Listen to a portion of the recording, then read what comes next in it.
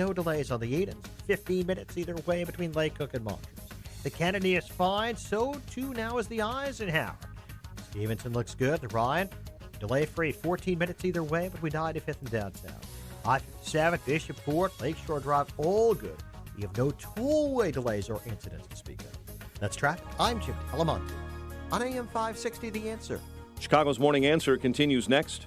Your official Chicagoland weather forecast from the 1 Hour Heating and Air Conditioning Weather Center.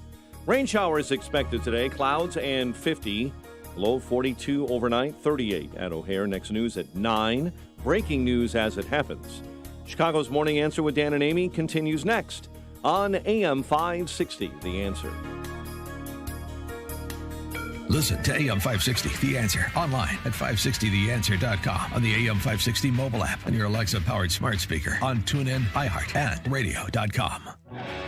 If you're looking for the latest news, insight into what it means, and the sharpest opinion, there's only one station in Chicago where you can turn, and it's this one. We're AM 560, The Answer.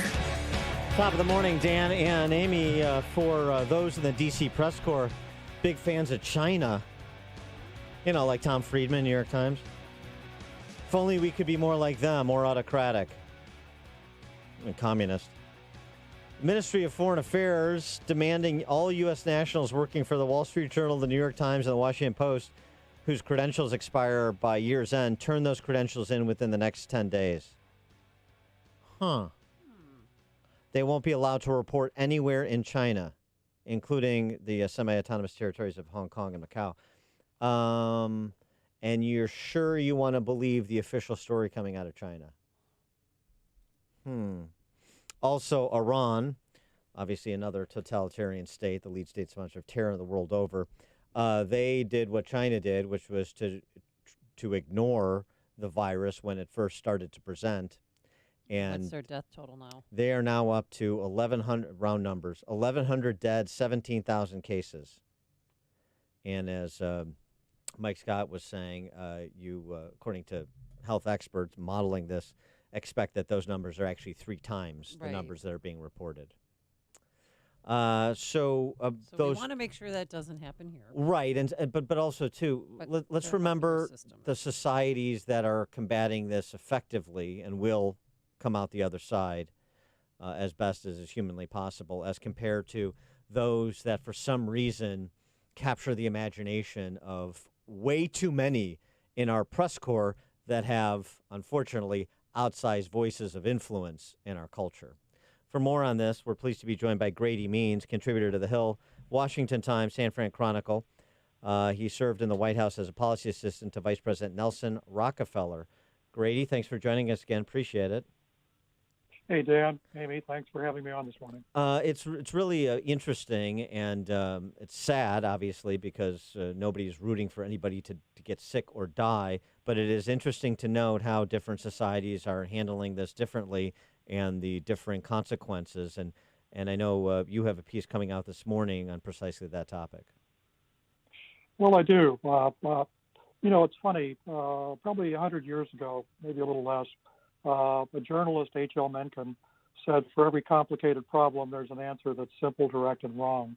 And a lot of the mainstream media seems to sort of follow that directly. They find answers that are simple, direct, and wrong.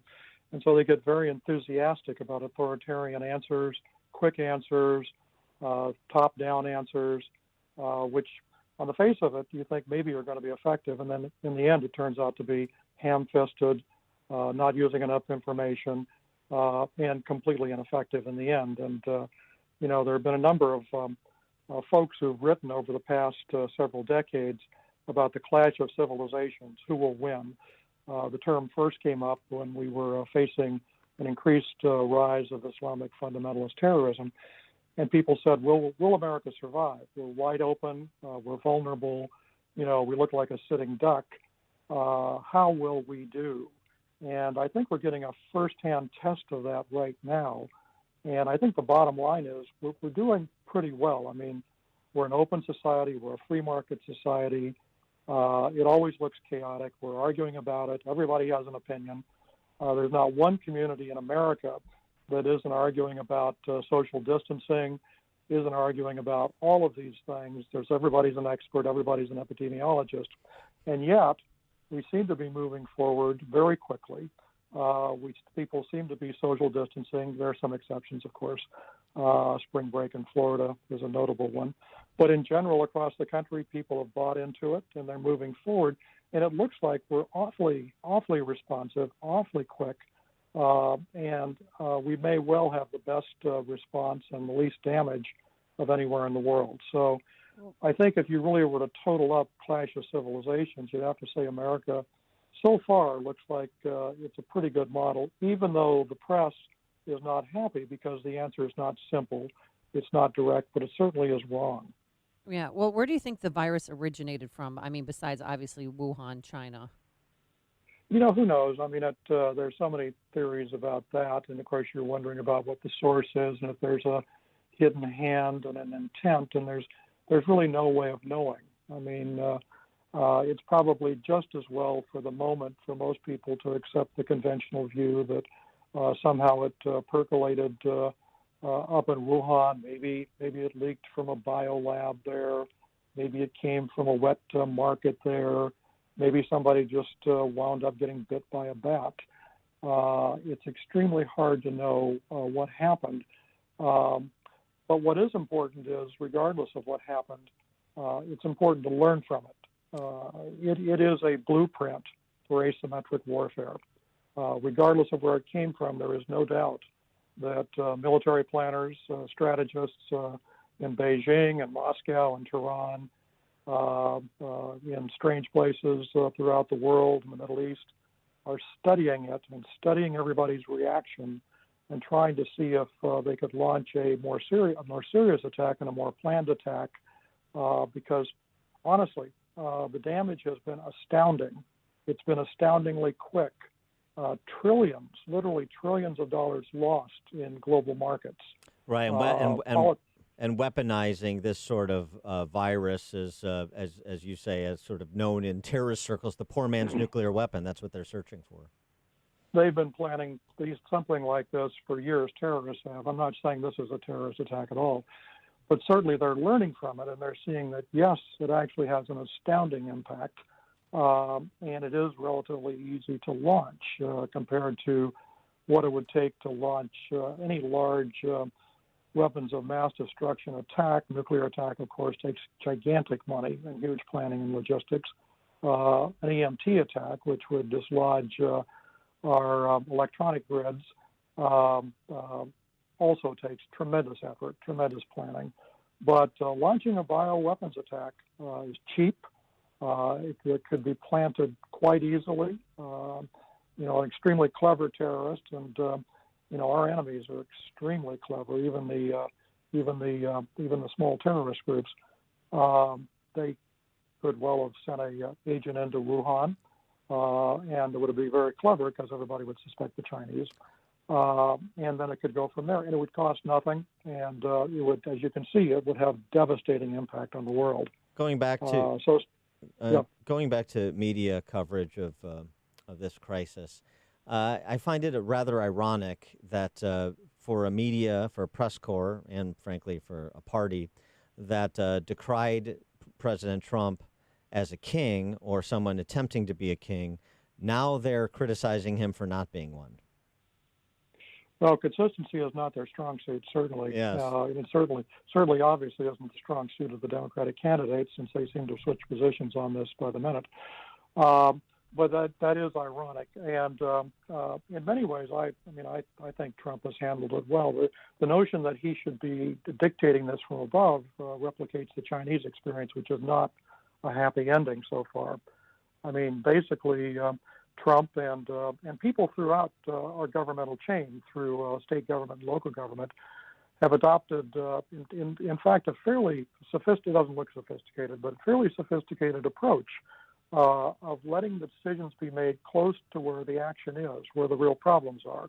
I mean, I never thought I'd say these words, but I was extremely impressed with the way Governor Cuomo in New York has been handling this by not stepping in, not closing from the state level all the schools, telling the folks locally that they should take control of it. I mean, suddenly Cuomo has become a federalist, which you would never have believed. And really, what it reflects is the real strength of our federal system, where we do let things, to the degree we can, occur from the bottom up, let local communities find the right solutions.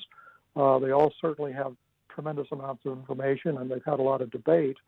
And frankly, I mean, I think there's a tremendous irony here, because the Democratic candidates throughout the primaries have been criticizing the Electoral College, talking about centralizing everything. It all should be, run by, the popular vote. And yet, what we're seeing here is that federalism actually works extremely well. There's a reason for the way America's structured. There's a reason for things as quaint as the Electoral College and equal representation in the Senate.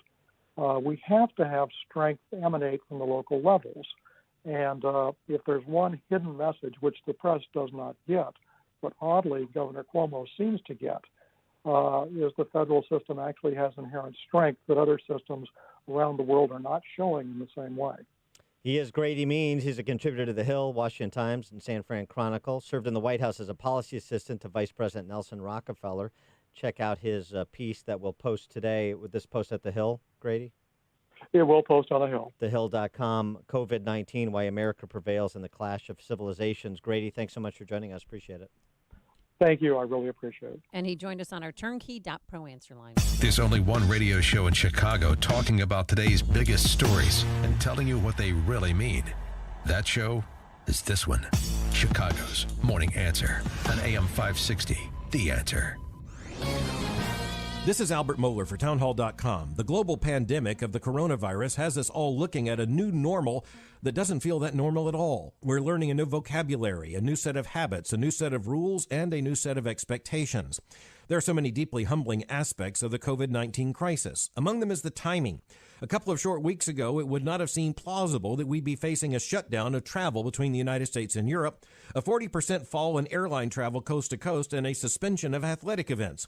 School children are not in class. College and seminary students are not in classrooms. And campus by campus, school by school, the populations have been evacuated. We should all be hoping and praying that social distancing will slow the spread of the virus and soon that we'd see an effective vaccine as well. All of this reminds Christians that our only hope is found in Christ. Our ultimate refuge is only in the one true and living God. I'm Albert Mohler. Publicpolicy.pepperdine.edu. Not a ton to look forward